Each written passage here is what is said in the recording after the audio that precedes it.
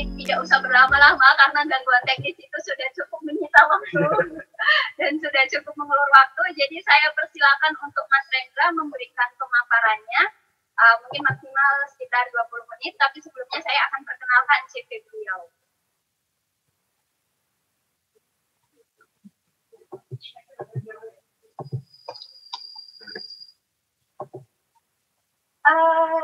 Dipanggil dengan nama Kang Rendra Augusta, beliau saat ini sibuk menjadi peneliti dan founder di Prada Institute yang bersediakan di Solo. Dan beliau juga co-editor jurnal pajak sastra Negara Badan Bahasa Kemdikbud RI. Dan saat ini, dulunya ternyata beliau sudah menamatkan S2 kajian budaya di UNS. Aktif di mana-mana hobinya membaca buku dan lain-lain.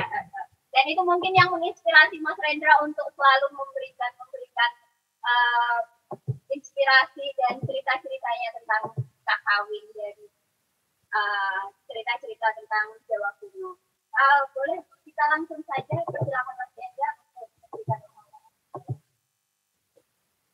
Terima kasih Mas Dana tadi ada semoga sudah terdengar dengan baik. Pagi ini saya akan memaparkan sedikit terkait keindahan alam di dalam kesusastraan, terutama di Jawa Kuno. Bagi teman-teman yang belum begitu kenal dengan Jawa Kuno, saya akan membatasi Jawa Kuno itu pada rentang sebelum 1500-an, jadi mungkin sampai abad 17, tapi yang memakai bahasa dan aksara Jawa Kuno. Tapi bisa di-share screen dari saya. Jadi di sini saya mengambil sebuah tema tentang Nirmala Swabawa. Jadi konsep Nirmala Swabawa itu adalah konsep nirmala atau murni gitu ya. Jadi tentang keindahan alam yang murni semesta itu dalam tatanan Jawa Kuno itu biasanya dipahami sebagai konsep keilahian tunggal dan beberapa situs keagamaan atau ritus keagamaan itu selalu terkait dengan kembalinya alam pada level penemuan. Jadi misalnya ada tentang mantra, ruat, pembuatan darah sastra itu biasanya juga terkait dengan pengembalian alam ke dalam posisi semula. Jadi posisi Nirmala Swabawa. Nah, jadi mungkin lanjut. Dalam teks-teks Jawa Kuno, mungkin saya akan berangkat dari teks yang cukup terkenal ya di dalam Jawa Kuno tentang gambaran-gambaran. Jadi dalam kesusastraan Jawa Kuno itu nanti alam itu selain menjadi objek yang menjadi sumber penulisan bagi sastrawan, itu juga terkait dengan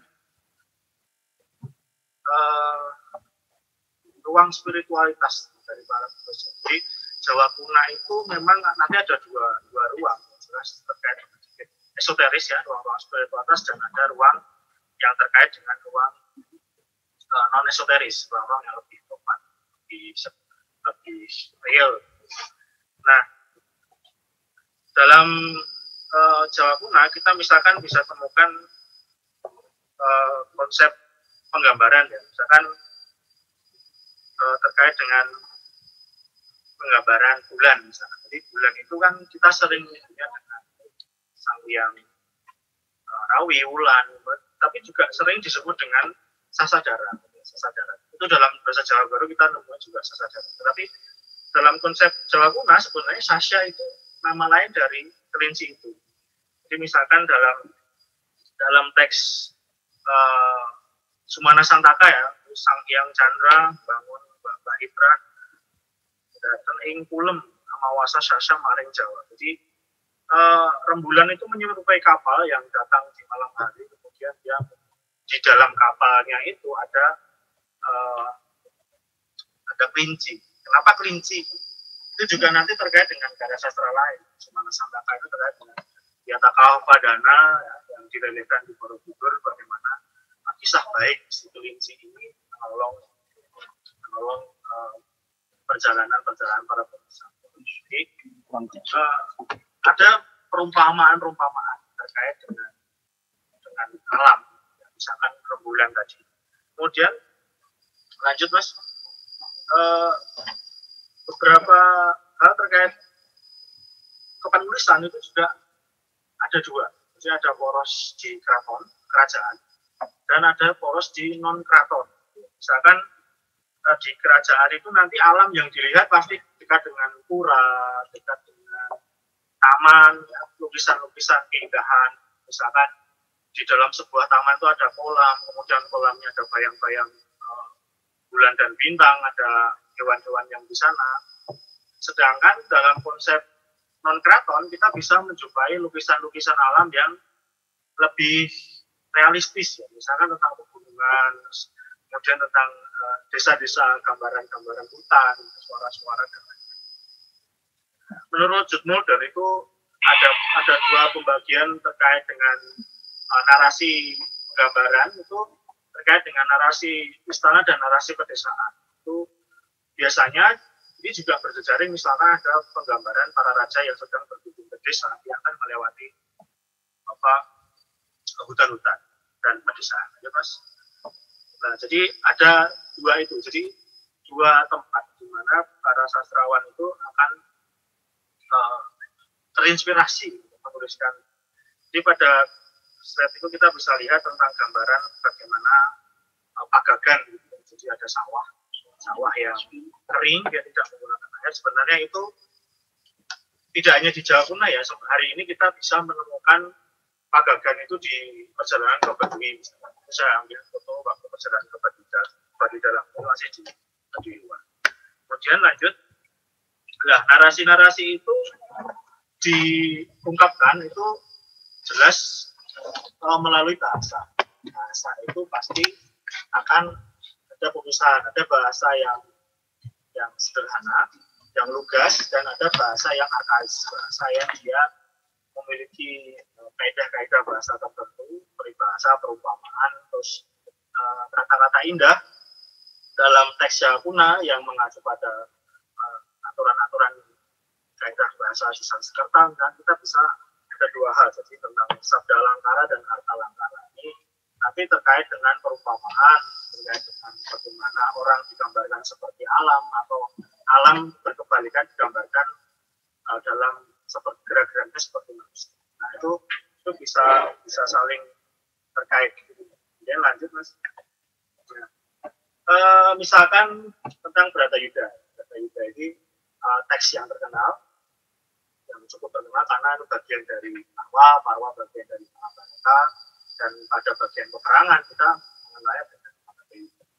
Jadi peperangan Bharatayuddha yang dimulai pada pagi hari dan berhenti pada sore hari itu juga digambarkan dalam teks bagaimana kondisi sebelum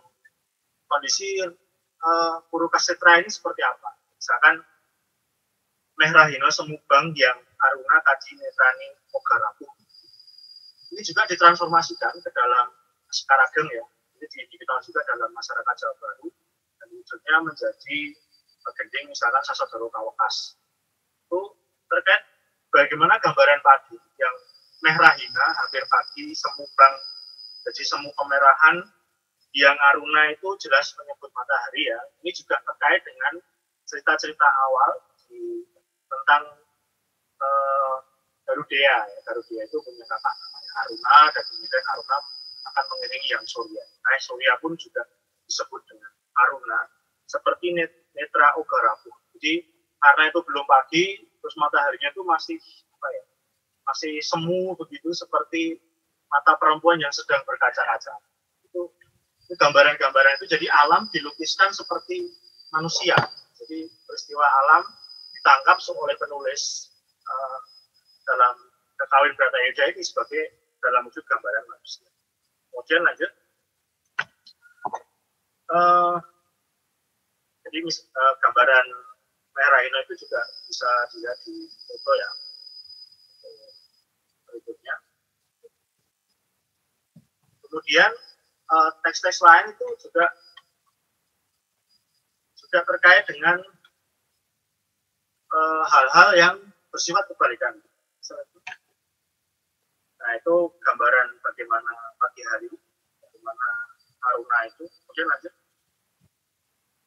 Dalam Kekawin Arjuna Wijaya, ya, Arjuna Wijaya ini salah satu teks yang di Jawa Baru kita kenal dengan Lokapala, dan bernama Lokapala sendiri sebenarnya agak berbeda dalam konsep Jawa Kuna, yang Lokapala itu sebagai penjaga dewa-dewa penjaga dunia, sedangkan dalam konsep Lokapala itu nanti penjaga-penjaga dunia dalam Jawa Baru itu dianggap sebagai leluhur kisah si Arjuna Wijaya, kisah tentang Ramaparasu sampai dengan genealogisnya Rawana. Jadi itu juga menarik. Misalkan gambaran perjalanan yang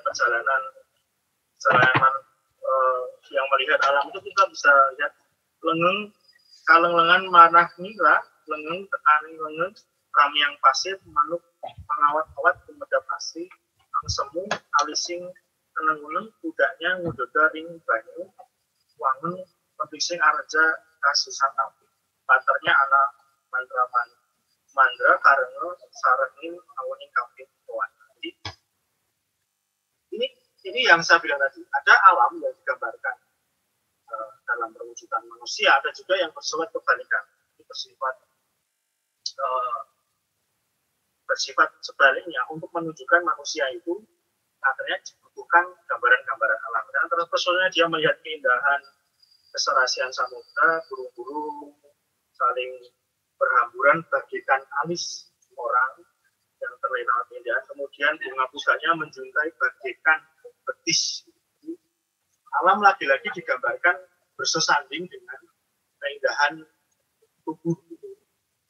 Suara guntur jelas sudah sama-sama bagaikan rintihan takut untuk kedua kalinya. Jadi nanti alam dan manusia itu punya relasi kuat dalam gambaran teks Jawa yang bersifat saling menerangkan. Lanjut. Nah, itu gambaran alam. Saya ambil di Gunung Gede ya, Gunung Gede Pangrango, itu bagaimana keindahan gunung dan lain-lain juga digambarkan di sana. Lanjut. Kemudian dalam teks abad 17, ini saya ambil dari naskah Peradaban Baku yang dikerjakan oleh suatu Kartika. Ini sifatnya lebih lugas dari sastra Kakao yang lahir pada masa Jawa Kuna ya, pada masa Medang, kemudian pada masa Kediri. Misalkan di situ dijelaskan prapta pagagan lampahnya haris, niat lan sangka mergan denah kabar ingar. Jadi dia berjalan-jalan di Pagagan itu tadi tentang sawah yang kering, sawah basah. Melihat keindahan, kemudian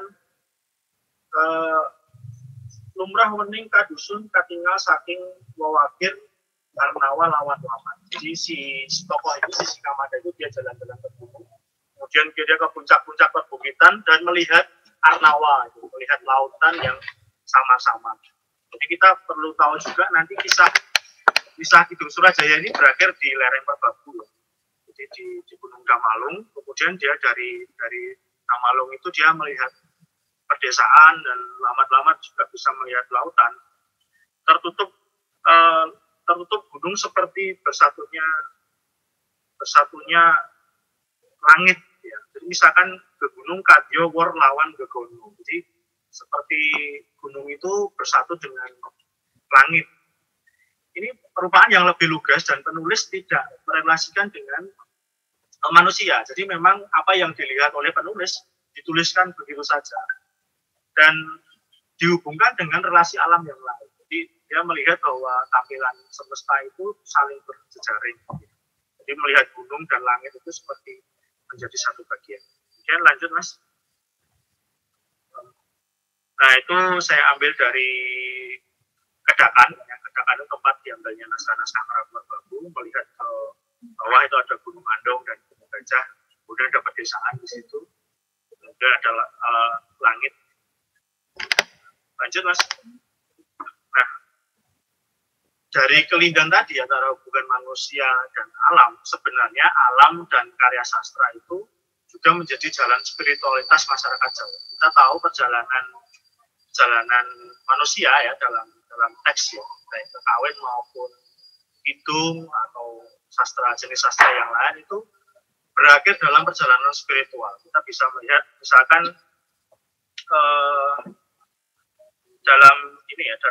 dalam teks Sumana Santaka juga. Jadi ini dia sebelum si penulis ini Apu Monaguna ini menuliskan Sumana Santaka, dia memberikan manggala ya pada bagian awal itu memposisikan bahwa dewa-dewa itu adalah sumber segala macam pengetahuan. Dan sumber segala macam pengetahuan itu bisa dia akses si Monaguna ini melalui perjalanan dia ke hutan. Jadi di perjalanan dia ke hutan, dia menyepi ke hutan, kemudian melakukan kontemplasi. Di situ baru dia memperoleh semacam anugerah gitu dari dewata. Kemudian dia berusaha menuliskan apa yang dia tangkap itu. Maka di Manggala itu dia di situ dituliskan bahwa Puspanjalnya Rijeng Nira Sumana Santaka Carita Kenastu Sapunatan. Jadi dia membuat karya sastra Sumana Santaka ini seperti Puspanjala ya. Puspanjala itu rangkaian bunga yang dibuat sesaji. Kalau dibalik kita bisa mengenalnya dengan caru. Dalam teks yang lain misalkan kita bisa baca juga karya Tanakung yang dikaji Pak Mano itu tentang Banawa Sekar, jadi tentang lautan bunga sebagai bentuk sesaji tertinggi kepada dewa. Nah, dia memposisikan karya sastra ini seperti Puspanjala, karya Sumana Santaka ini sebagai sesaji bunga yang diberikan kepada dewa. Jadi dia memulai itu dengan minta restu dari dewata dengan jalan spiritualitas. Itu sebagai bentuk bahwa karya sastra dan manusia dengan perjalanan dia ke alam itu sebenarnya wujud spiritualitas. Kemudian lanjut.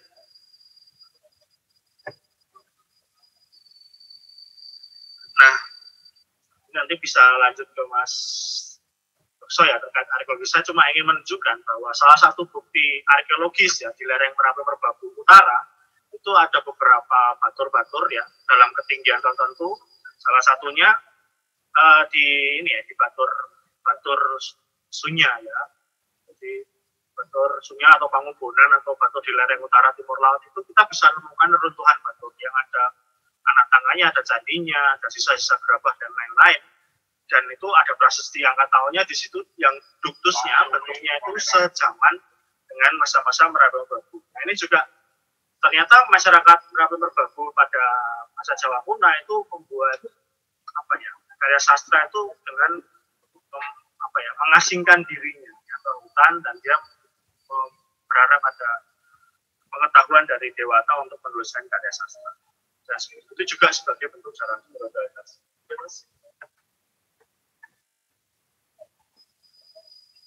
Sebagai simpulan, jadi kesusastraan Jawa Kuno itu adalah selain merekam keindahan dalam alam realita dan imajinasinya, itu juga jalinan indah dalam bentuk kesenangan atau kelangetan. Jadi orang menulis dalam masyarakat Jawa Kuno itu selain untuk kesenangan dan bentuk pengajaran dia belajar, itu juga sebagai jalan menuju kelepasan. Ada beberapa teks misalkan Putru Kalepasan itu dia orang-orang yang mencapai moksha, dia harus menulis karya sastra untuk wujud pelepasan dirinya kepada Tuhan. Saya pikir itu dulu.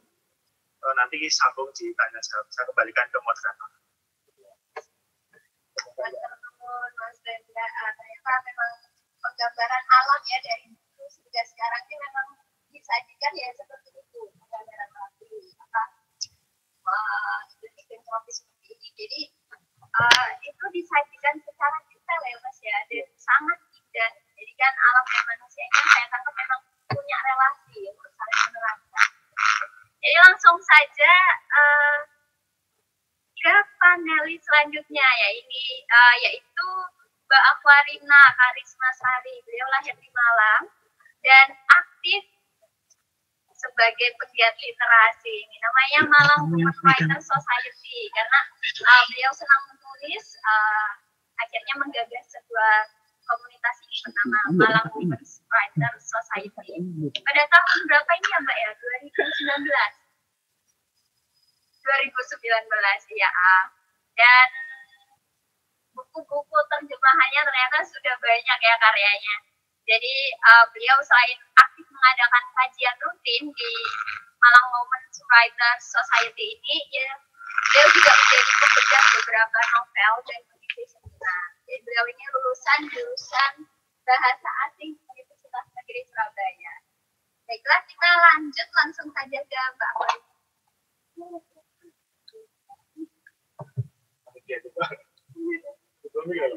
Ya? Langsung apa? Langsung. Cek. Ya.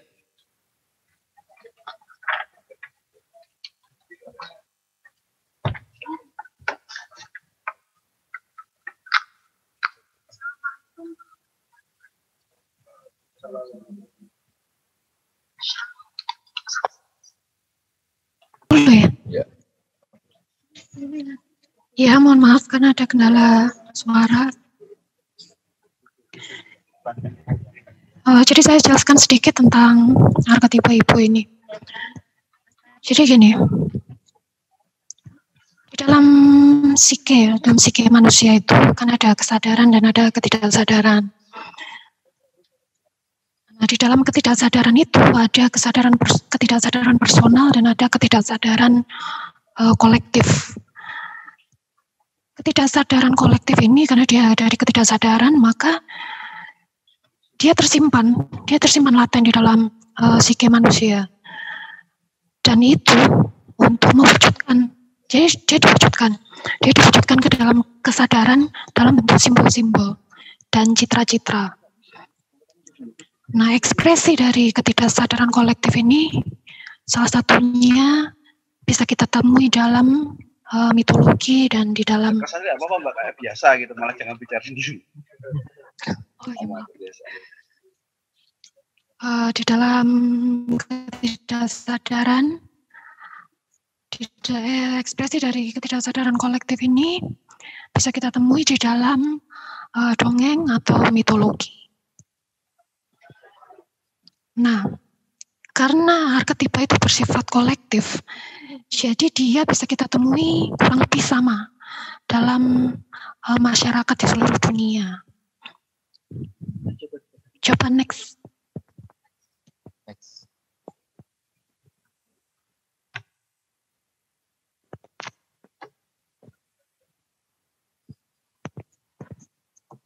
Nah, ini adalah beberapa simbol-simbol yang merupakan perwujudan dari arketipe ibu. Artinya kalau kita membaca dongeng atau simbol-simbol agama begitu, sebenarnya kita itu memperoleh atau mendapatkan perwujudan-perwujudan atau simbol-simbol dari yang disebut arketipe ibu ini. Nah, simbol-simbolnya itu ada beberapa, misalnya ibu atau nenek atau ibu tiri. Kalau kita baca dongeng dari Eropa misalnya, ada Cinderella, ada Putri Salju.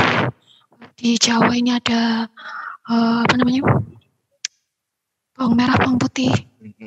Nah, itu di situ kita menemukan arketipe ibu atau ibu tiri dengan sifat-sifat yang kurang lebih sama ya, bahwa ibu tiri itu jahat. Nah, kenapa di semua kebudayaan itu ibu tiri itu selalu dianggap atau digambarkan sebagai jahat? Nah, rupanya kalau kita meneliti secara psikologi analitis, itu tersimpan di dalam psike manusia gitu loh. Mereka kurang lebih memiliki pengalaman yang sama bahwa misalnya bahwa ibu yang bukan ibu kandung itu adalah rival dari anak perempuan misalnya. Nah, lalu ada arketipe ibu juga bisa terwujud misalnya dalam sosok pengasuh atau guru. Lalu tidak hanya arketipe yang berbentuk konkret ya, ada juga yang berbentuk hiasan. Misalnya arketipe ibu dalam bentuk dewi, atau sang perawan atau ibu Tuhan, atau yang lebih kiasan lagi konsep, misalnya konsep Sofia. Konsep Sofia itu di dalam kalau nggak salah Yunani diambil ke Katolik ya, kalau nggak salah. Atau arketipe ibu ini juga bisa berbentuk kerinduan terhadap penebusan.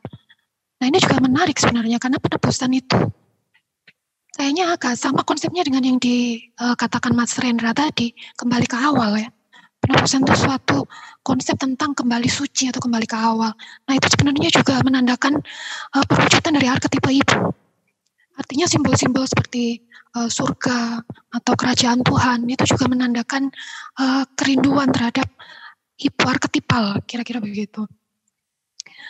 Lalu arketipe ibu ini juga bisa diwujudkan dalam simbol-simbol lain, misalnya alam, misalnya tentang tanah air atau negeri atau surga, hutan itu juga melambangkan sebuah ibu arketipal gitu.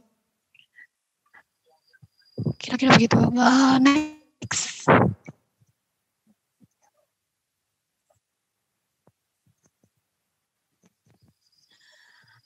Nah ini juga yang sebenarnya agak mendobrak dari stereotip ibu. Selama ini sosok ibu itu dianggap hanya nilai-nilai positifnya saja. Jadi ibu itu hanya sosok yang tidak ada cacatnya begitu, kira-kira begitu. Nah ternyata menurut ini saya pakai teorinya Carl Jung, arketipe ibu itu memiliki dua sifat, yaitu sifat positif dan sifat negatif. Artinya ibu selain dia memiliki sifat-sifat seperti perhatian, lalu kebijaksanaan, lalu menolong kita tanpa syarat dan sebagainya, dia juga memiliki konotasi negatif. Sifat-sifat ibu yang negatif itu dengan hal-hal yang bersifat destruktif. Artinya ibu itu memang paradoks gitu ya. Ibu itu paradoks. Ibu itu memberi kehidupan tapi juga bisa membinasakan kehidupan.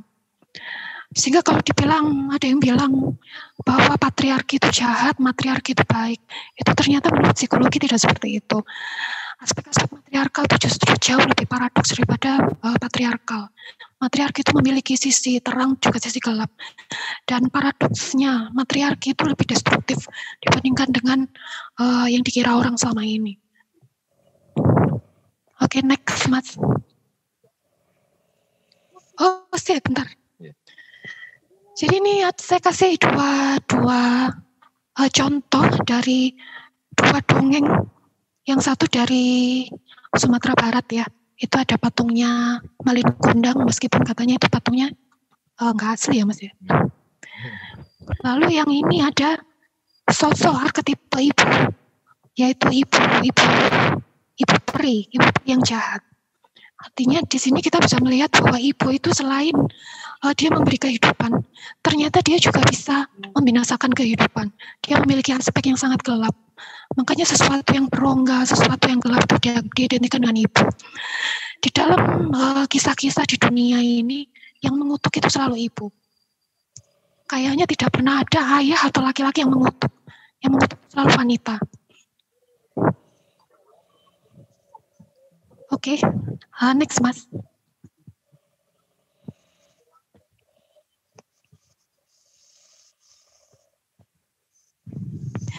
Nah itu tadi saya memberi contoh-contoh arketipe ibu secara universal dari mitologi di seluruh dunia. Nah ini saya mau masuk ke arketipe ibu dalam dalam mitologi Jawa. Nah rupanya di Jawa itu ibu itu sangat erat dikaitkan dengan alam. Dan ini saya mohon koreksinya dari teman-teman arkeolog juga. Jadi saya membaca dua kitab. Yang satu kitab Pararaton dan yang satu kitab Babat Tanah Jawi. Nah di situ saya menemukan dua pola yang sama. Jadi di situ wanita itu ternyata menjadi aspek yang harus diperebutkan laki-laki yang ingin berkuasa. Nah, di Kitab Para Ratun itu kita mendengar nama Ken Dedes. Yang menarik itu adegan ketika Ken Arok meminta izin kepada gurunya ya Mas, guru Logawe untuk mendapatkan Ken Dedes. Nah ternyata Ken Dedes itu disebut sebagai Sri Nareswari, yang artinya kalau nggak salah wanita utama. Sri Nareswari. Nah itu menunjukkan bahwa ketika seorang laki-laki menjadi raja, ternyata dia harus mendapatkan sesuatu yang akan melegitimasi kekuasaannya.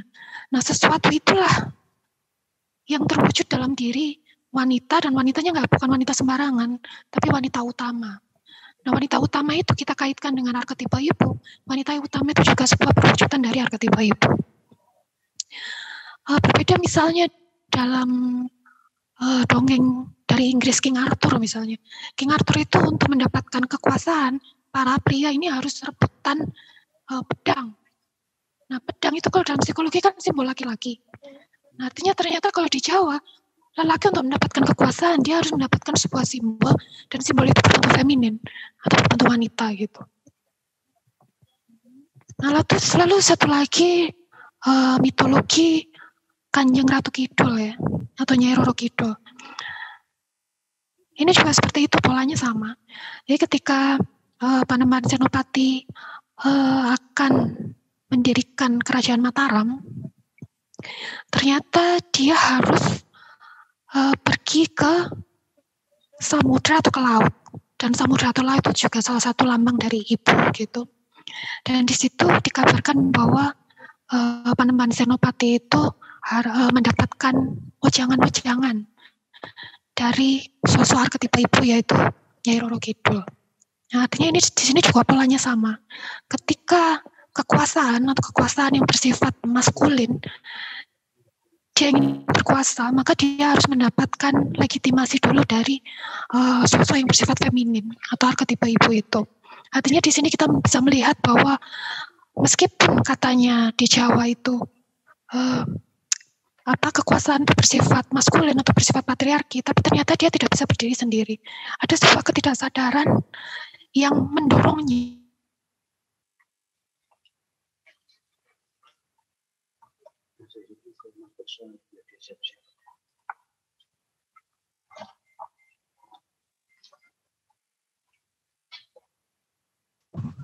Mas?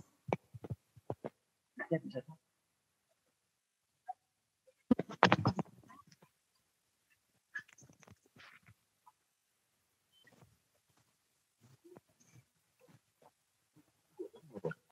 Iya, kami mohon maaf sebelumnya karena memang kita kondisi di hutan dan di lembah ini benar-benar ada kendala teknis. Jadi tadi pemaparan dari Mbak Aquarina bagaimana jejak-jejak Jawa kuno memang yang masih berkembang ini, ada konsep tentang ketidaksadaran kolektif ini mewujudkan tentang arketipe ibu itu tadi. Ya, lanjut ke pemateri terakhir. Ini pemateri yang ditunggu mungkin ya, yang utama, karena membahas tentang landscape Semarang ya Mas ya? Ya. Ya, tentang Semarang. Ya.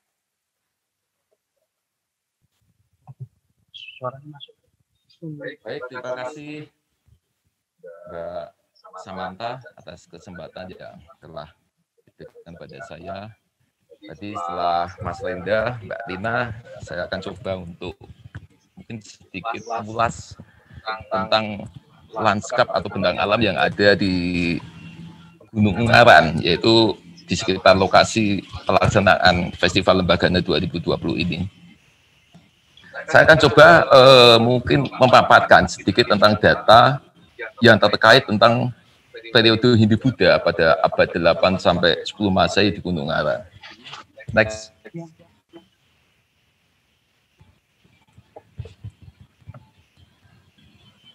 Nah, mungkin saya akan mencoba memaparkan dulu dengan data tentang adanya bukti arkeologis yang menjadi sebaran di kawasan Gunung Ungaran. Ada sekitar 80 lebih titik situs yang itu merupakan dulunya merupakan bagian dari candi atau berbagai sebaran komponen candi yang ada di Gunung Ungaran, baik dari berbagai sisi, di sisi timur, utara, selatan maupun barat. Dan yang menarik adalah bahwa sebelumnya Mas, ini saya akan coba tunjukkan adanya sebaran titik situs yang ada di Gunung Ungaran ini. Jadi kalau dilihat di gambar ya, semakin terang itu semakin tinggi MDPL-nya.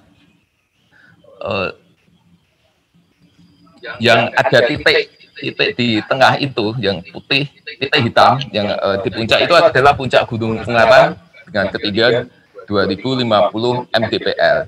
Dan kita lihat bahwa sebaran itu tersebar secara berkeliling dari berbagai sisi sampai kemudian ada satu konsentrasi sebaran situs yang sekarang bisa kita temui ada di daerah Ungaran, di daerah Begas, di daerah Bawen, Ambarawa, dan sebagainya.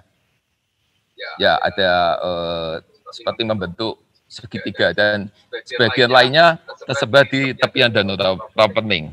Dan kalau kita lihat, ini kalau semakin warna hitam ini adalah semakin dekat dengan pantai utara Jawa di daerah kota Semarang. Di sana juga ada sebaran beberapa titik situs. Next, Mas. Oke. Ini data saya di tahun 2019 dan sampai saat ini ada perkembangan lagi cukup banyak, sampai sekitar 80-an. Sebaran itu menyebar dari puncak Ungaran, khususnya yang ada di sekitar daerah Puncak Botak dan 2 km dari puncak Ungaran 2050 mdpl.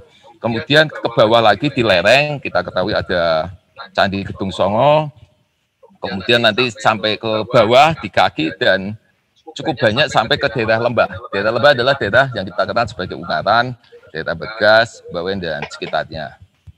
Next, Mas. Oke. Dari hasil penelitian saya beberapa waktu yang lalu, adanya berbagai sebaran yang menyebar, baik yang ada di sisi lereng Ungaran yang kita kenal sebagai kawasan Gedung Songo.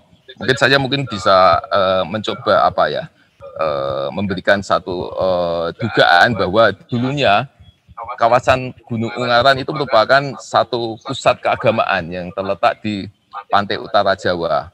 Dengan adanya sebaran di bangunan candi, sepertinya tidak hanya Gedung Songo ya, ada beberapa titik lain di daerah Sidomukti, kemudian yang ada di Ungaran bagian utara. Ini memperlihatkan adanya kemiripan seperti yang ada di Gunung Penanggungan di Jawa Timur.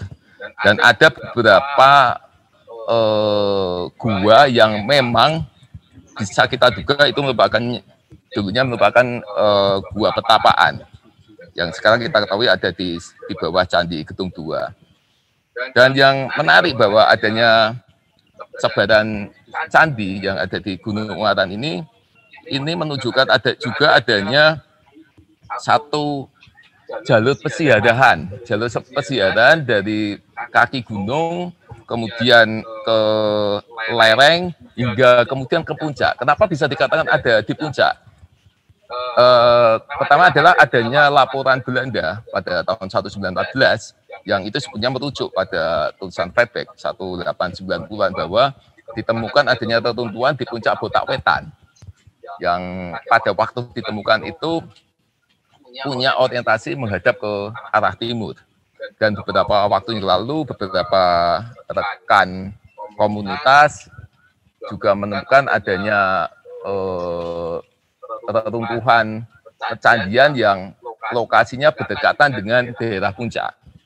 Ini menunjukkan bahwa memang dulunya pernah ada jalur pesiaran, ada reruntuhan di atas, pasti ada jalur kuno yang menghubungkan dari bawah sampai ke atas. Dan kalau lihat dari penanggalan absolut, sebagaimana pernah diteliti dari rekan-rekan Balar, dari sisi usianya, pendirian Candi Gedong Songo ini semasa dengan pemerintah Raja Balitung pada masa Mataram kuno. Kemudian ada yang menarik bahwa lingkungan alam yang ada di lereng Ungaran ini menunjukkan perbedaan dengan apa yang ada di daerah lembah. Kalau daerah lembah bisa dipakai untuk sebagai tempat pertanian dan sebagainya, khususnya pertanian sawah. Sedangkan yang ada di bagian lereng sampai menuju ke atas, ini tidak cocok untuk pertanian sawah. Jadi mungkin dapat kita duga bahwa memang daerah ini, daerah yang ada di lereng Ungaran ini memang diperuntukkan khusus bukan sebagai pemukiman wanua atau desa, tetapi sebagai satu tempat spiritual khusus. Next. Nah, cukup menarik ketika kita melihat adanya kepadatan situs, kemudian kalau kita mencoba mengaitkannya dengan eksistensi atau keberadaan kerajaan Mataram kuno, ya kita tahu Mataram kuno ini sebagaimana yang ada dalam prasasti itu mengalami berbagai perpindahan pusat ibu kota ya. Nah, adanya kepadatan situs yang ada di daerah yang sekarang kita kenal termasuk tempat pelaksanaan acara ini menunjukkan adanya pemukiman pada masa lalu, adanya wanua-wanua yang itu terkonsentrasi di daerah lembah ini dan mungkin dulunya memang merupakan satu bagian dari watak atau kumpulan dari wanua-wanua.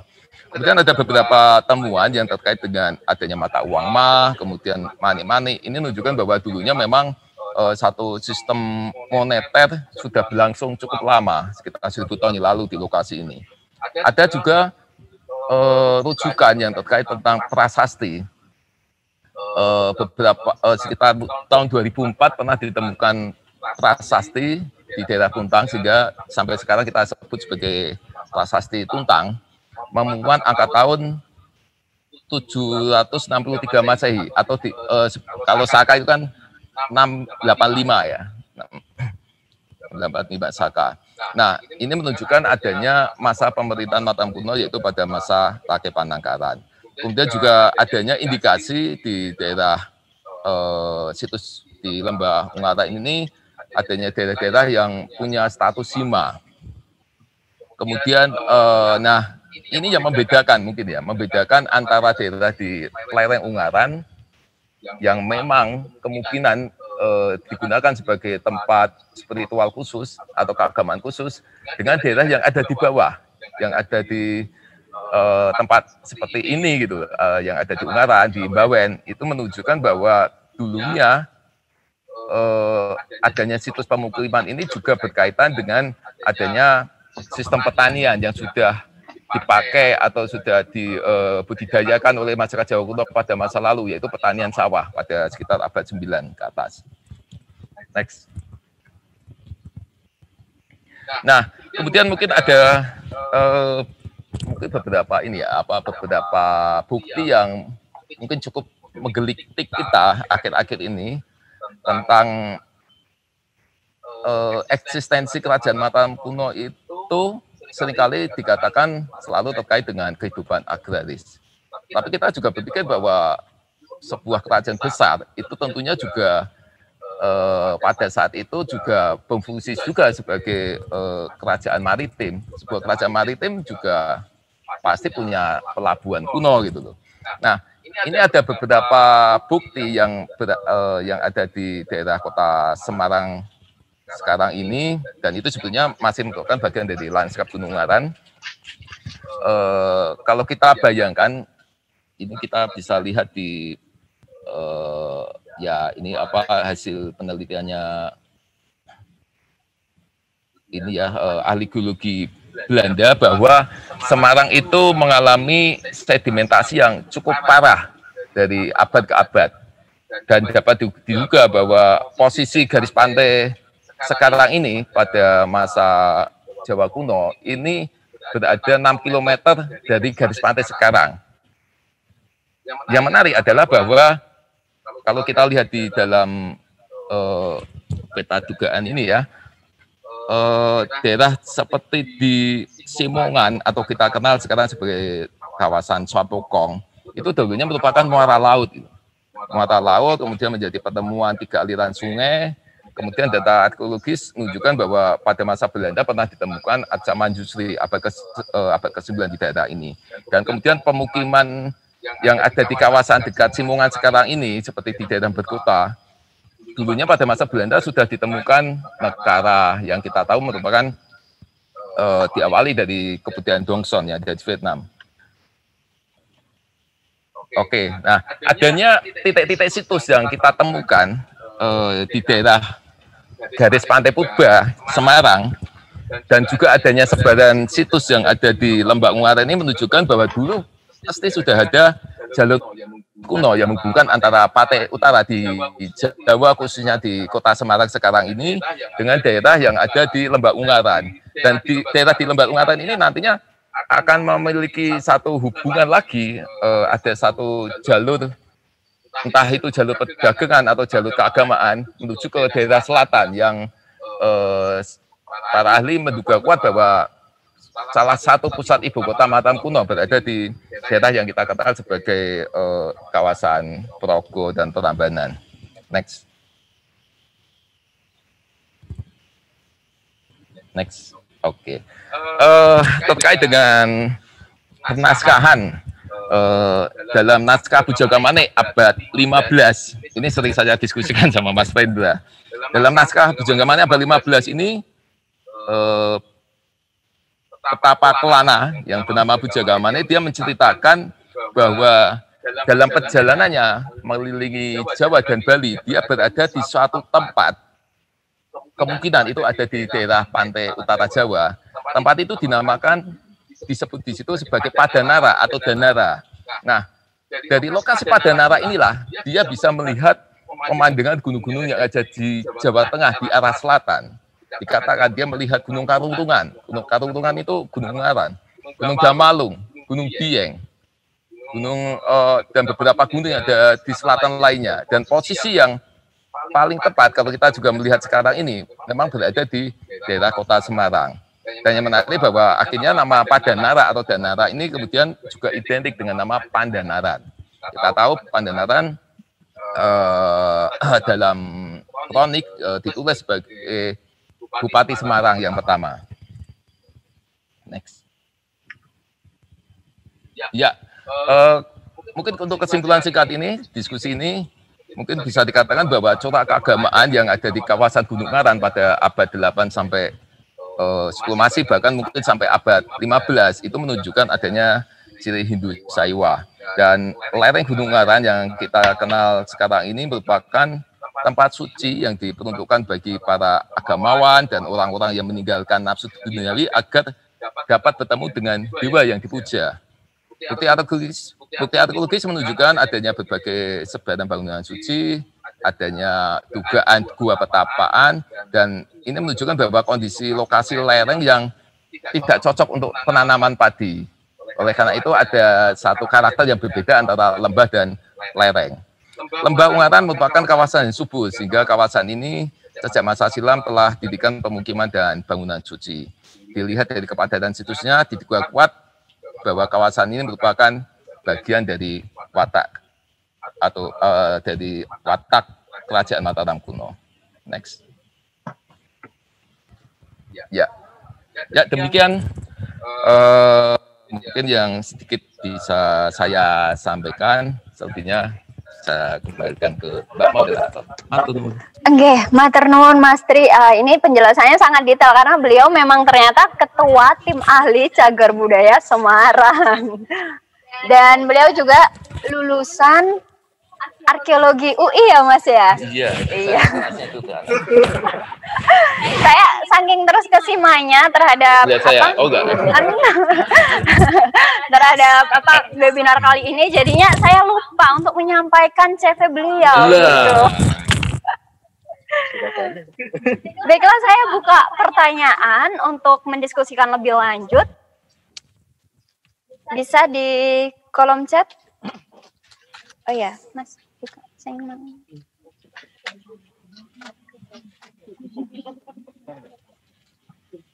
boleh untuk kawan-kawan yang ingin bertanya atau ibu bapak yang ada di sini. Nah, ini sudah 1000 peserta lebih ada di depan saya memenuhi Lembagana. Itu peserta yang diwakili oleh 10 orang karena masa pandemi.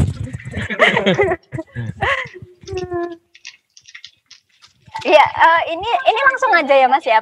Monggo mantu jenengan saya. Kita buka pertanyaan ini ya.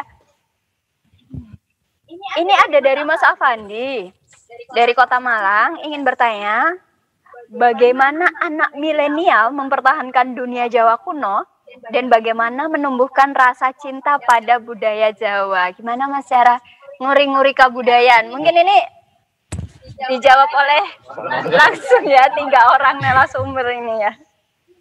Ya, siapa dulu? Mau sweet? Terus, okay. Enggak. Baik, pertanyaan yang cukup menarik dan pertanyaan dari Mas Afandi ya. Ya. Pertanyaan Mas Afandi ini juga sangat relevan dengan kegiatan yang sedang kita laksanakan selama 3 hari ini, yaitu Festival Lembagana. Festival Lembagana ini mungkin sedikit saya sampaikan ya. Ya ini sedikit mungkin titipan promosi dari komunitas Karangjati Nyawiji bahwa festival ini muncul dari kegelisahan dari rekan-rekan anak-anak muda, rekan-rekan komunitas lokal di sini terhadap peninggalan situs arkeologi dan warisan cagar budaya yang ada di khususnya di daerah Karangjati. Karangjati ini adalah di daerah Tenggara Gunung Ungaran dan di sini cukup banyak terdapat titik-titik situs. Kita bisa melihat kalau mungkin rekan-rekan main ke sini setelah pandemi mungkin ya, bisa melihat adanya beberapa peninggalan bekas perketaan sekarang masih dipakai juga untuk aktivitas domestik dan berbagai hal lainnya. Kemudian di sini ada juga tinggalan arca Ganesha tanpa mahkota. Nah ini beberapa waktu lalu rekan dari Puslit ada suatu tulisan yang menarik tentang arca Ganesha tanpa mahkota. Kemudian di sini juga ada beberapa sebadan komponen bangunan kuno saat itu seperti itu.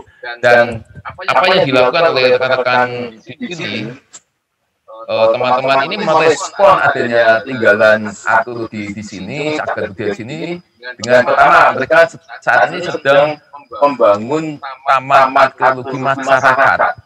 Ini menarik banget, sebuah taman arkeologi yang tidak yang tidak dikerjakan oleh pemerintah, tetapi dikerjakan secara kolektif oleh masyarakat lokal dengan cara gotong royong, kemudian dengan cara urunan dan ya segala hal gitu. Kemudian agar ini lebih istilahnya gerakan ini lebih memperlihatkan hasil, kemudian rekan-rekan di sini membuat satu festival Lembagana seperti sekarang ini.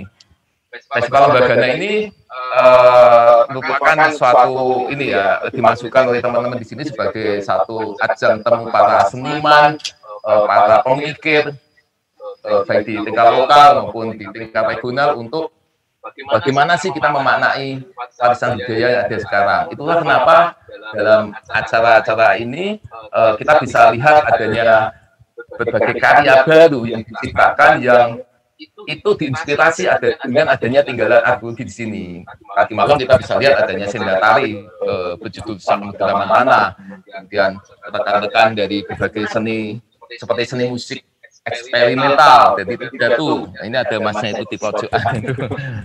Itu merespon ini dengan karyanya. Nanti bisa dilihat di YouTube channel Lembagana. Dia berbagai karya tari kontemporer juga seperti itu. Inspirasinya dari apa? Inspirasinya dari lokasi ini, dari tempat ini yang punya peninggalan warisan budaya. Dan saya kira banyak yang bisa dikerjakan oleh kaum milenial. Mungkin Mas Hendra, Mbak Dina punya mungkin pendapat lain. Oke, terima kasih. Langsung aja ke Mbak Rina mungkin.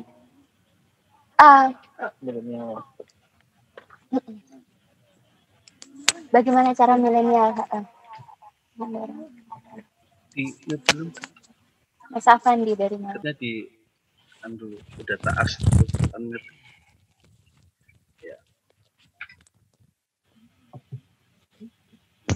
Ya, silakan. Sudah? Ya, karena yang tanya dari Malang sama kayak saya dari Malang. Malang. Kalau jawaban saya sih sebagai orang Malang ya, pertama harus mentalnya dulu. Mental kita itu harus kuat untuk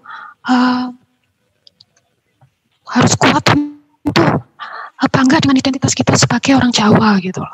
Karena salah satu yang sering kita bicarakan dengan teman-teman di Malang itu mahasiswa Jawa dari Kediri, dari Nganjuk, dari mana-mana itu kalau dia kuliah, terutama kuliah di UB, Universitas Brawijaya, itu pasti lokatnya ganti jadi lokat Jakarta.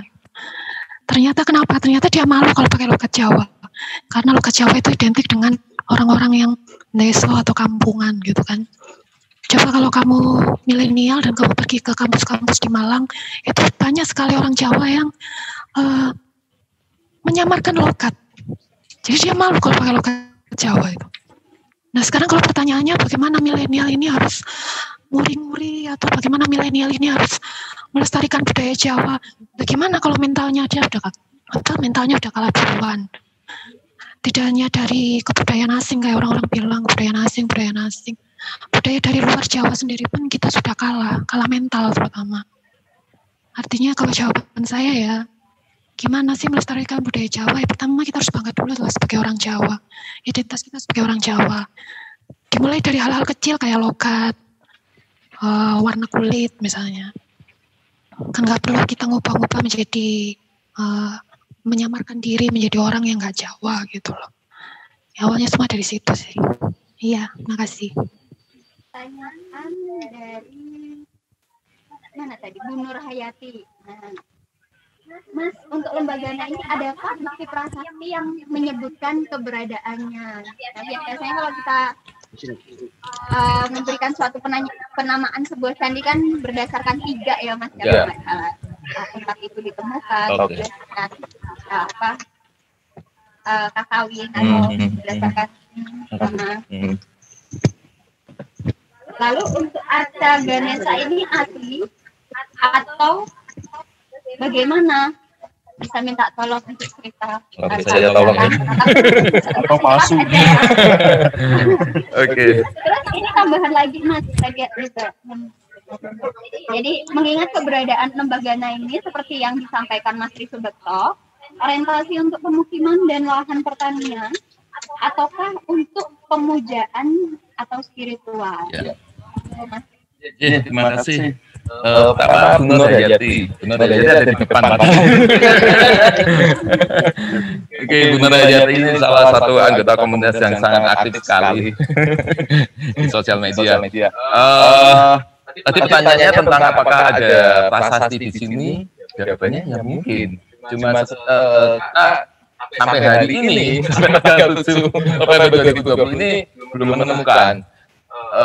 Memang ada, nggak hanya di tempat ini ya, di banyak daerah lain yang saya tahu di daerah Ungaran ini. Banyak sekali adanya berita-berita pernah adanya temuan prasasti, ada beberapa puluh tahun yang lalu, kemudian akhirnya prasasti itu hilang atau mungkin dibawa kemana gitu. Tapi saya yakin bahwa memang dulunya prasasti itu pasti ada. Apakah di daerah Lembagana ini dulunya ada pasti, ya bisa jadi. Dan memang saya juga pernah dengar bahwa sekitar 20 tahun yang lalu di sini pernah ada ditemukan batu dengan tulisan yang milik buku Jawa. Ya, ini masih dugaan ya, bukan dari warga, tetapi saya juga sempat mengcek ke beberapa warga yang dulunya pernah melihat, rata-rata jawaban mereka sama gitu. Jadi bisa jadi, tetapi saat ini memang belum ada lagi yang data arkeologis berupa tulisan yang kami temukan. Kemudian tadi apa yang terkait dengan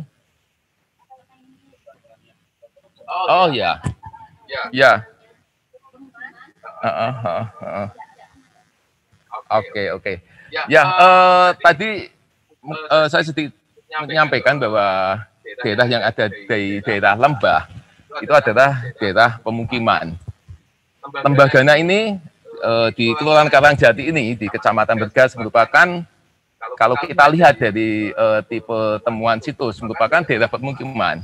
Daerah pemukiman pada masa lalu, pada masa Jawa kuno, di sana ada bangunan suci, biasanya ada candi, ada perpetaan atau pemandian kuno, kemudian juga pastinya ada perumahan orang untuk bermukim, kemudian mencukupi kebutuhan domestik dan sebagainya. Dan di sana juga ada sistem pertanian yang berlaku. Dan kita tahu bahwa pertanian sawah itu sudah mulai diselenggarakan atau dikerjakan oleh masyarakat Jawa kuno pada sekitar abad 9. Dan kalau lihat dari titik-titik sebaran yang ada di sekitar Lembagana dan titik lainnya, seperti di daerah Pringapus, kemudian di daerah seperti Ungaran dan yang lain, dulunya memang di sini adalah daerah situs pemukiman, di mana salah satunya di situ juga ada tempat untuk melakukan pemujaan. Itu Mbak Samantha. Oke. Bu Nur Hayati mungkin jelas. Jelas, sana ada di depan ini beliau.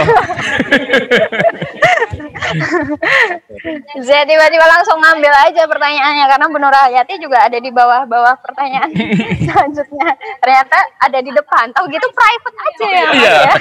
Nanti habis ini habis aja. Oke.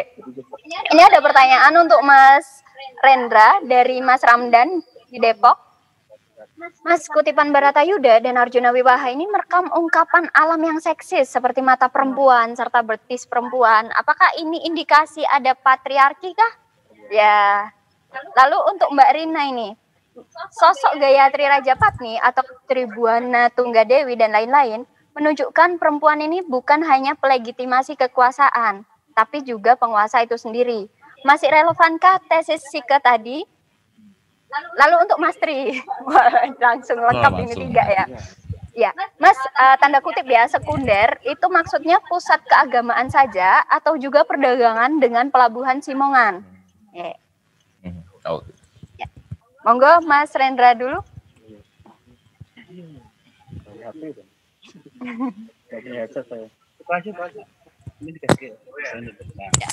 Bisa pinjam. Karena saya tidak bawa headset.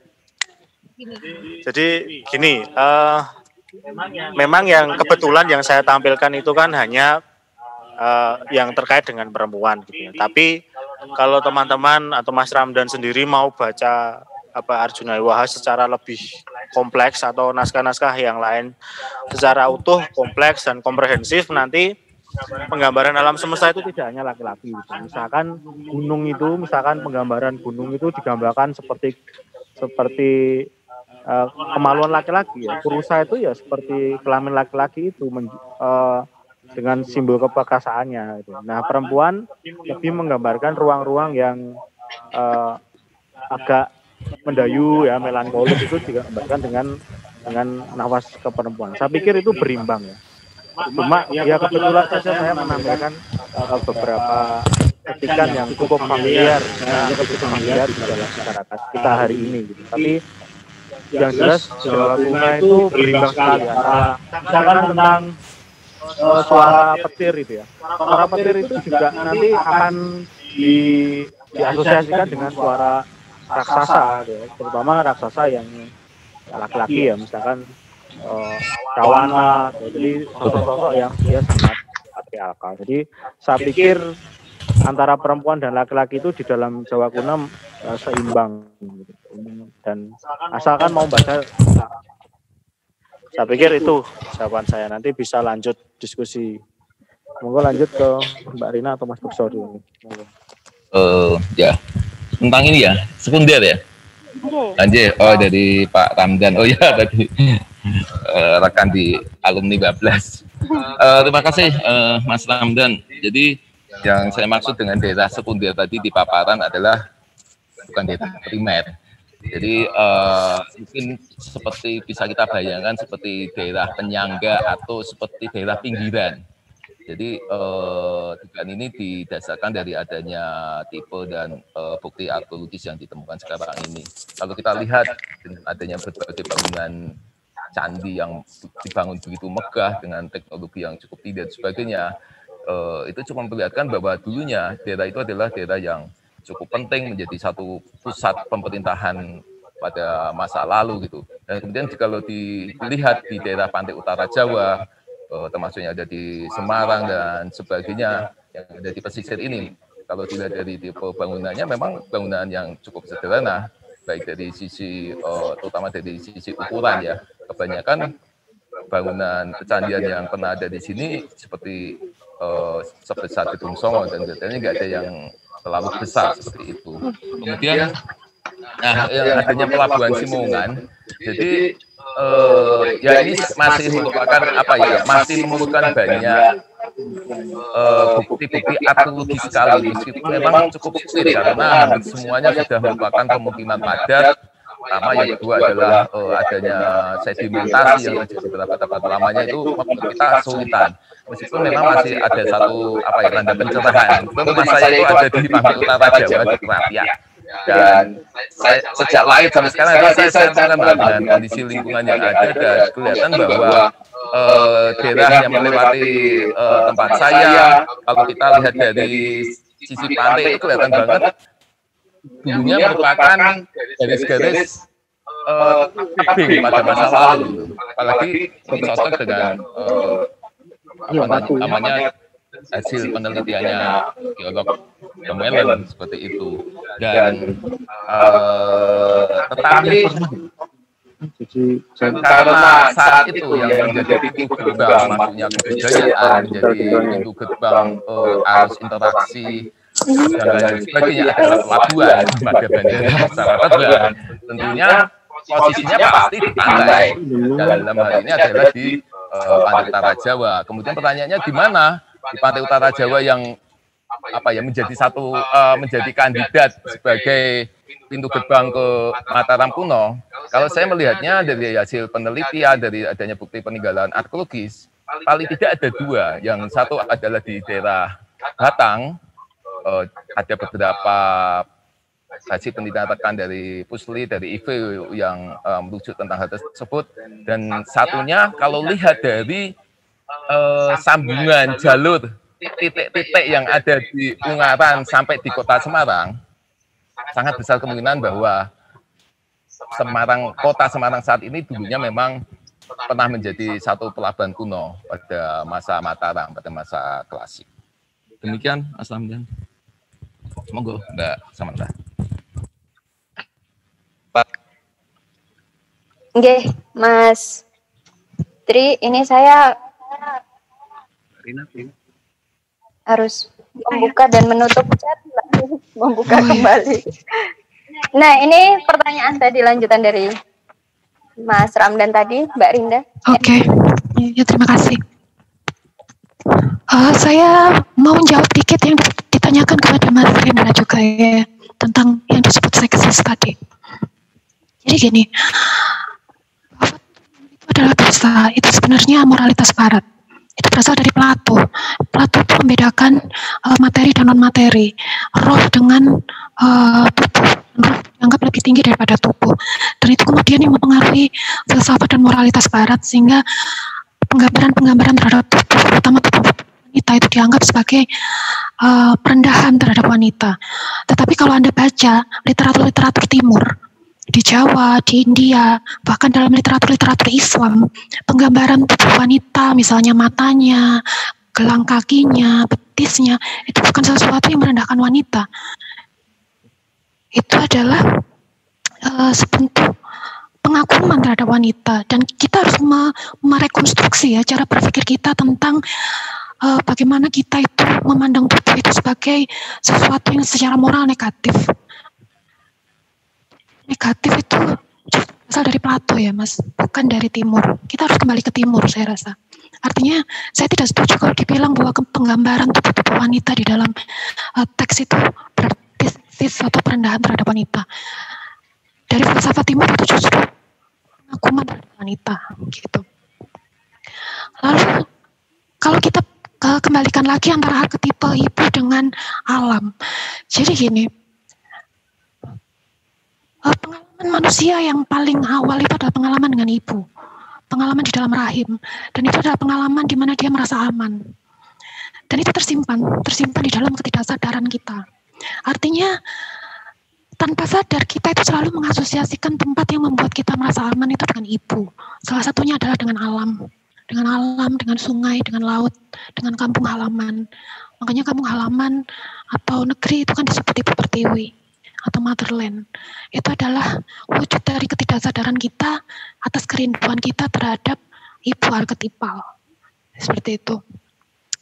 Lalu yang tentang patriarki. Jadi saya juga ingin mengajak kita untuk merekonstruksi atau merestorasi makna patriarki. Patri bukan ayah. Patri, pater, father, padre, itu dari bahasa turunannya dari bahasa Yunani, artinya ayah. Patriarki itu kepemimpinan ayah, kepemimpinan laki-laki tertua yang garis keturunannya menurun dari garis ayah. Kalau matriarki dari ibu. Nah, pertanyaan saya, kenapa selama ini patriarki selalu dianggap jahat gitu loh? Jahatnya dari mana? Apakah patriarki itu jahat lalu matriarki itu baik? Kata siapa? Sejarah tidak membuktikan demikian, gitu ya. Nah, lalu Majapahit, ada Gayatri Rajapatni. Nah, ini adalah contoh yang bagus dari arketipe ibu. Dan ini adalah salah contoh kepemimpinan laki-laki secara de jure, tetapi secara de facto dia menghormati sosok ibu yang ada di atasnya. Artinya kalau laki-laki itu menjadi pemimpin, laki ada di sini secara de jure ya. Di atasnya itu ada sosok ibu yang tidak kelihatan. Dan kalau saya pernah baca bukunya Aldrich yang dia mereinterpretasi sosok Gayatri Rajapatni, di situ dia menjelaskan bahwa sosok Gayatri itu adalah sosok yang nggak kelihatan yang berada di bawah, yang berada di belakang Gajah Mada, Hayam Wuruk, dan Tribhuwana Tunggadewi. Yaitu itu sebenarnya yang disebut dengan arketipe ibu. Artinya yang jadi pemimpin kan laki-laki di depan, tetapi kekuasaan yang sesungguhnya itu bersifat feminin yang dimiliki oleh ibu. Dan kalau ditanya apakah relevan, ya justru sangat relevan. Kenapa saya kekeh gitu loh.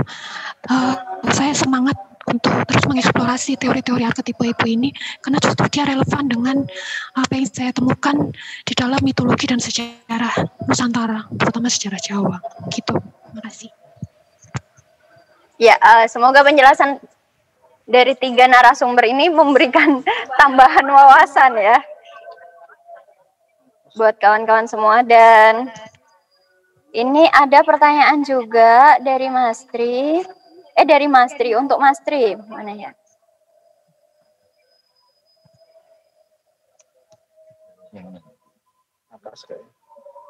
Bentar Mas, ini saya harus membuka satu-satu jadinya.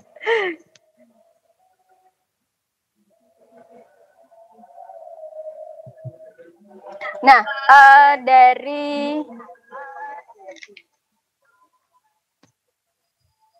ini Mbak Febi atau Mas Febi ya? Febi Lestari Supriyono. Ya, adakah indigenous lokal yang bisa ditunjukkan dalam peninggalan di Gunung Unggaran, Mas Tri? Mengapa setiap peninggalan budaya di Jawa oleh sejarawan dianggap cenderung Hindu, tapi indigenous lokal kita justru sepertinya tidak ada? Ya, terima kasih Samantha. Tadi kenapa setiap peninggalan candi ya, apa tadi? Oh ya, yang ada di Gunung Unggaran. Ya karena adanya bukti yang kita peroleh sekarang ini itu menunjukkan adanya kedewaan, segala hal yang berkaitan dengan pemujaan pada masa Hindu Saiwa. Jadi misalkan ketika kita menemukan bagian dari bangunan candi ya, bagi para arkeolog tentu sudah tahu ini tipe seperti apa, ini tipe ini berasal dari merupakan bagian dari sistem keagamaan Hindu, dari keagamaan Buddha itu kelihatan sekali. Terutama yang ketika kita menemukan arca atau bagian dari arca gitu. Misalkan Lingayoni, ya itu jelas. Lingayoni adalah bagian dari sistem keagamaan Siwa seperti itu. Dan kalau dikatakan indigenous, saya kira pasti ada ya. Jadi bahkan ya saya melihatnya sampai abad 15 adanya indigenous itu masih begitu terlihat. Dilihat dari apa? Jadi misalkan berbagai bentuk arca yang itu berbeda dengan apa yang kita lihat misalkan yang dari India seperti itu. Itu adalah bagian dari indigenous lokal. Misalkan ini kita lihat arca yang ada di sini di Karangjati ini. Kalau kita melihatnya memperlihatkan satu apa istilahnya corak yang mungkin itu lebih tua daripada jenis-jenis lainnya. Dilihat dari pahatannya, kemudian ada beberapa mungkin hal yang mungkin itu membedakan dengan yang kita lihat di India. Jadi indigenous ini selalu terbawa.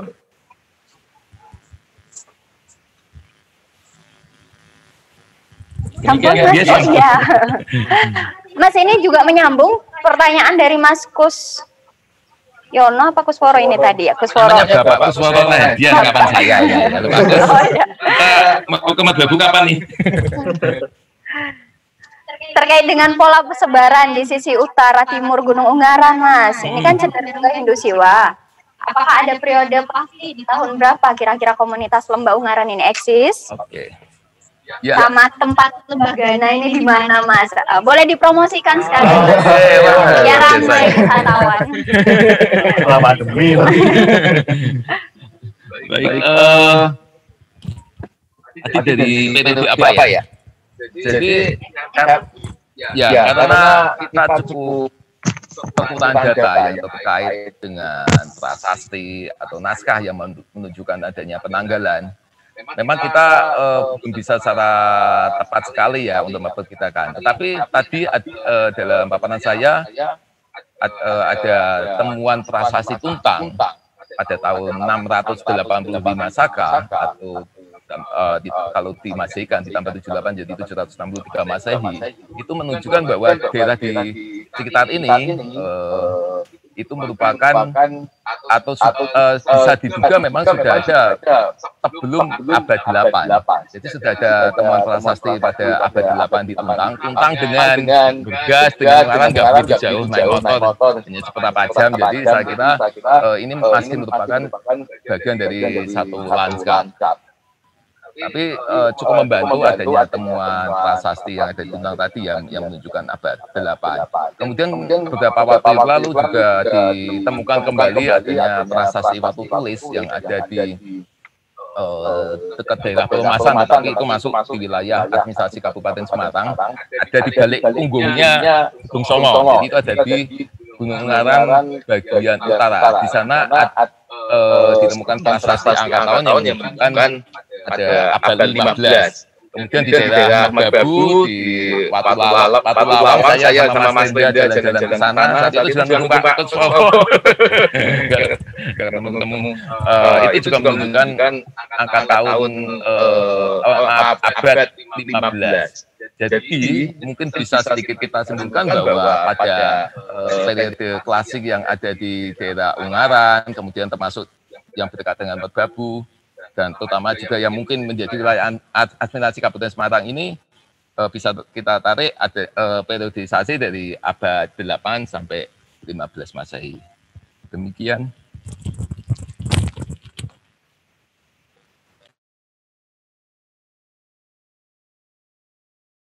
Ya, kembali lagi.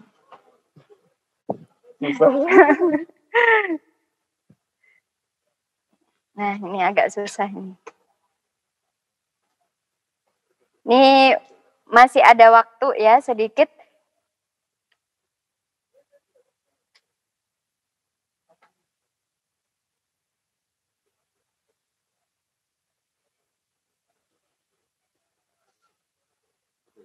Oh iya, dari sebentar Mas, saya ini jadi harus buka lagi.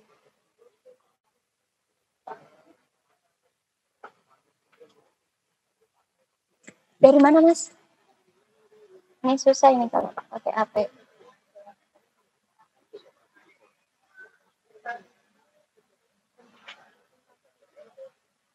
Oh ini, dari Pak Jarwadi untuk Mas Tri ini ya. Situs peninggalan Kabupaten Semarang yang relatif besar, misalnya Candi Gedung Songo, Candi Ngempon, ini dibuat tidak jauh dari sumber air panas alam. Apakah memang ada kaitannya dengan ritual leluhur Jawa kuno, Mas?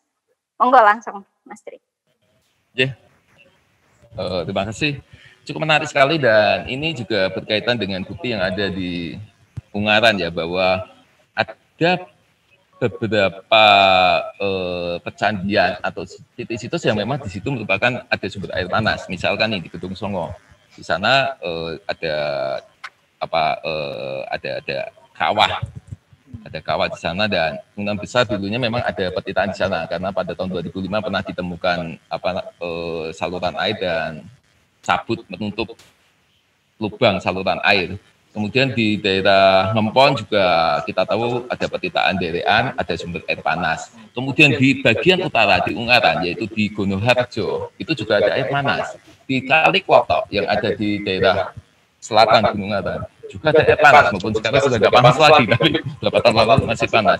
Ya ini saya kira memang berkaitan dengan bagaimana masyarakat Jawa kuno dalam mendirikan bangunan itu merespon kondisi lingkungan yang ada dengan cara berpikir mereka pada masa itu dan tentu saja dengan sistem keagamaan yang dianut itu. Dan kita tahu kaitannya dengan jiwa juga identik dengan adanya ini ya energi panas dan kemungkinan memang hal itu cukup berkaitan. Dan memang ini menarik sekali dan saya kira nanti perlu satu kajian khusus yang menyinggung adanya sebaran bangunan suci dan adanya sumber air panas yang ada di situ. Demikian, Mbak. Ini kedengeran Mas suaraku? Kedengeran ya? Bentar. Oke. Nah, ini ada pertanyaan dari Mbak Agni Dea Andini, mahasiswa Bahasa dan Sastra Jawa UNESA, Universitas Negeri Surabaya. Ini mungkin langsung siapa ini? Mas Rendra. Oh, kayaknya lebih cocok ke Mas Rendra ya. Bagaimana sih Mas cara menghilangkan stigma bahasa Jawa bahwa Jawa itu mistis? Nah, terlebih mengenai tempat-tempat bersejarah yang berhubungan dengan peninggalan kuno. Ya. Coba lagi. Oke ya, ini mungkin penutup ya karena udah mau jam 12. Jadi gini, kalau Mbak Agni ya dari UNESA, kalau pandangan mistisnya itu saya enggak tahu ya, ini karena mistis ini kan mistis itu kan banyak toh, maksudnya mistis itu relasi kita dengan Tuhan ya mistis. Orang yang enggak puas dengan agama terus memiliki keluar dari struktur ritual keagamaan juga mistis.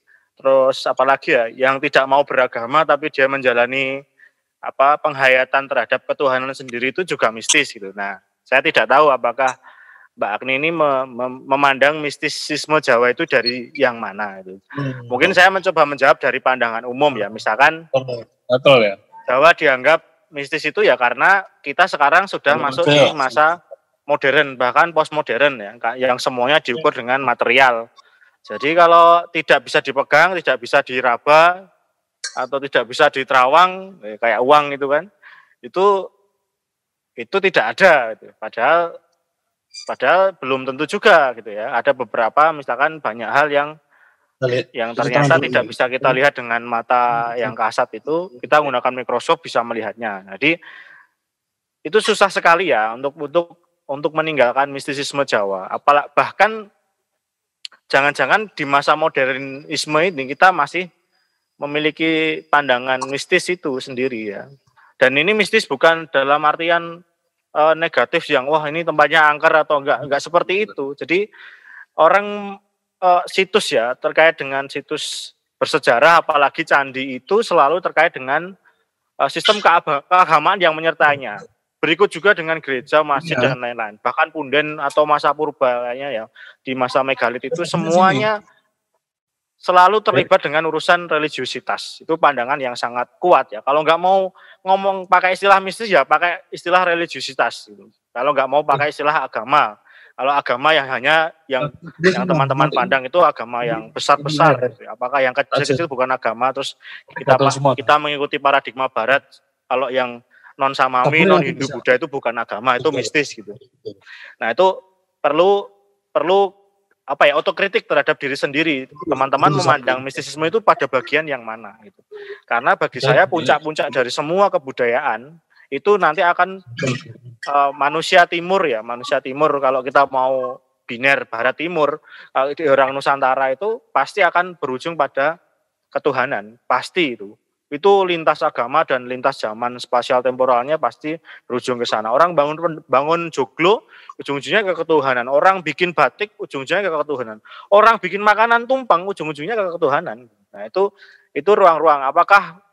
Apakah tumpeng tidak dianggap mistis? Mistis. Apakah pembuatan keris itu mistis? Ya belum tentu, karena metalurgi kan menghasilkan radiasi dan lain-lain gitu. Jadi ada ruang-ruang yang kadang-kadang kita tidak tahu atau ilmu kita belum sampai ke sana gitu. Jadi saya pikir kita perlu bersepakat dulu ini pandangan mistisnya yang mana, dan itu tidak mungkin dihilangkan dari masyarakat Nusantara gitu. Saya pikir tinggal kita saja memandangnya dengan lebih bijak gitu. Jadi nggak bisa kita memandang temuan prasejarah dari seperti kacamata barat yang selalu material itu sukar sekali. Saya pikir sukar sekali karena kita hidup lahir dalam kondisi alam dan suasana masyarakat yang berbeda.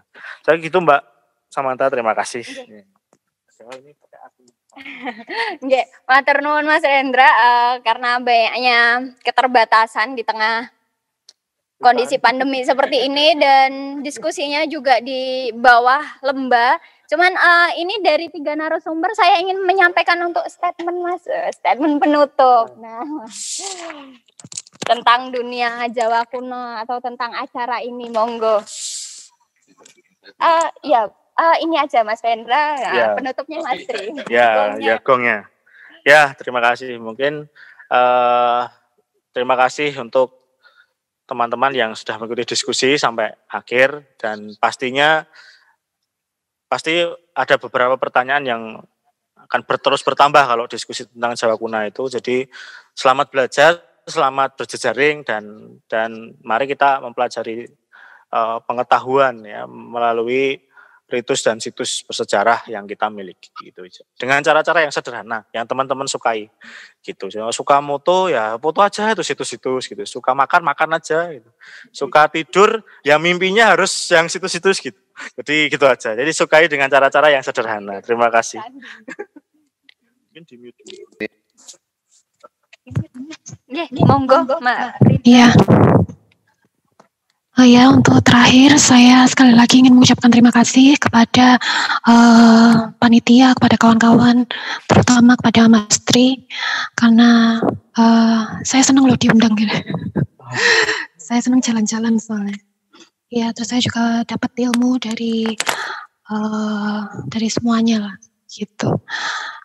Ya, terus kalau pesan sih, ya semuanya berawal dari cinta ya. Kita harus mencintai identitas kita sebagai orang Jawa. Dimulai dari yang kelihatan dulu, misalnya logat tuh nggak usah dirubah. Biarin orang mau bilang medol kayak, mau bilang deso kayak, itu identitas kita gitu. Terus apalagi ya? Ya gitu aja sih. Sampai ketemu di kesempatan yang lain. Mohon maaf bila ada kesalahan. Dan mohon maaf bila ada informasi-informasi yang kurang jelas saya sampaikan, karena di sini kita sama-sama belajar, saya juga belajar gitu. Ya, terima kasih. Oke, matur nuwun Mbak Rina. Langsung ke gongnya yang terakhir ini Mas Tri. Oke, tentu saja pertama saya mengucapkan terima kasih atas partisipasi kawan-kawan di kegiatan diskusi daring ini. Kemudian juga mungkin atas nama teman-teman dari komunitas Karangjadinya Wiji, mengucapkan terima kasih, dan jangan lupa bisa menikmati sajian kami berupa seni pertunjukan. Kemudian kemarin kami juga melakukan satu prosesi, ada prosesi penempatan ancak di 12 titik, ada kegiatan namanya Manghitung Sawah. Itu mungkin mengulang bahasa Jawa kuno tahun yang lalu, dan berbagai seni pertunjukan dan sebagainya. Dan mungkin saya ingin menyampaikan bahwa di sekitar kita ini cukup banyak data. Data banyak sekali. Data yang berkaitan dengan topik kita pada masa Jawa kuno juga banyak. Nah, Tinggal sekarang bagaimana kita memanggil kembali data itu dan kemudian memaknainya untuk kebutuhan pada masa sekarang. Dan salah satu cara yang paling bisa kita lakukan dengan data itu adalah bagaimana membangun satu ruang kebudayaan baru di tempat di mana situs itu terletak, melalui berbagai kegiatan, pameran, diskusi, berbagai pengayaan dan sebagainya. Dan semoga semangat ini selalu menjadi semangat juga buat teman-teman, khususnya teman-teman muda. Demikian, matur nuwun. Saya ucapkan terima kasih kepada panitia dan 3 narasumber yang memang sudah berpengalaman di bidangnya. Membutuhkan lebih banyak lagi ruang-ruang diskusi yang berkaitan dengan Jawa Kuno. Karena memang dunia Jawa Kuno ini sangat banyak. Jadi semoga semuanya sehat selalu dan semoga selalu menularkan semangat-semangat untuk mewarisi atau menguri-nguri kebudayaan. Karena tanpa identitas yang dikatakan tadi.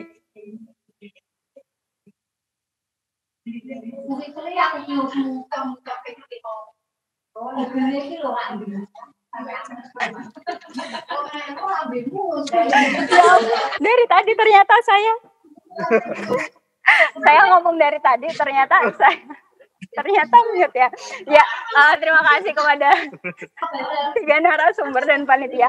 Jadi sepertinya kita membutuhkan lebih banyak lagi ruang diskusi yang berkaitan tentang dunia Jawa kuno yang memang sangat kaya akan peninggalan sejarahnya dan warisan budaya.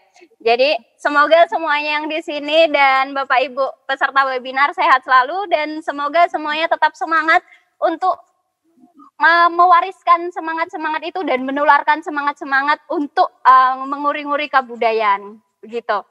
Terima kasih dan saya ucapkan selamat siang dan sampai ketemu pada diskusi-diskusi daring selanjutnya. Matur nuwun. Jaga kesehatan semuanya dan tetap ikuti protokol kesehatan.